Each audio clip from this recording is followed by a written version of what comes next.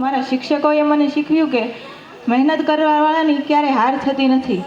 આજે હું એક સરકારી કર્મચારી બનીને હું જે દેશની સેવા કરી રહ્યું છું તેનો સંપૂર્ણ શ્રેય હું મારા શિક્ષકો, મારા માતા પિતા તથા આ શાળાને આપું છું.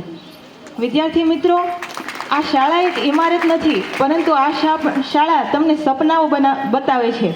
આ શાળા તમને આત્મવિશ્વાસ આપે છે અને આ શાળા તમને દેશ માટે સારા નાગરિક બનાવે છે. હું આજે ગર્વથી કહું છું કે હું આ શાળાની વિદ્યાર્થીની હતી અને હું ઈચ્છું છું કે તમે પણ ગર્વથી કહેશો કે હું આ શાળાનો વિદ્યાર્થી છું.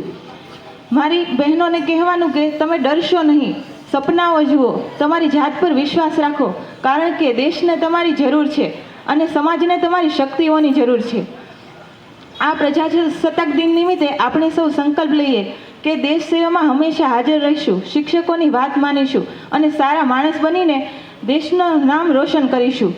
અંતમાં હું મારા શિક્ષકો, વડીલો તથા મારા ભાઈઓ બહેનોનો આભાર માનું છું. અસ્તુ. જય હિન્દ, જય ભારત.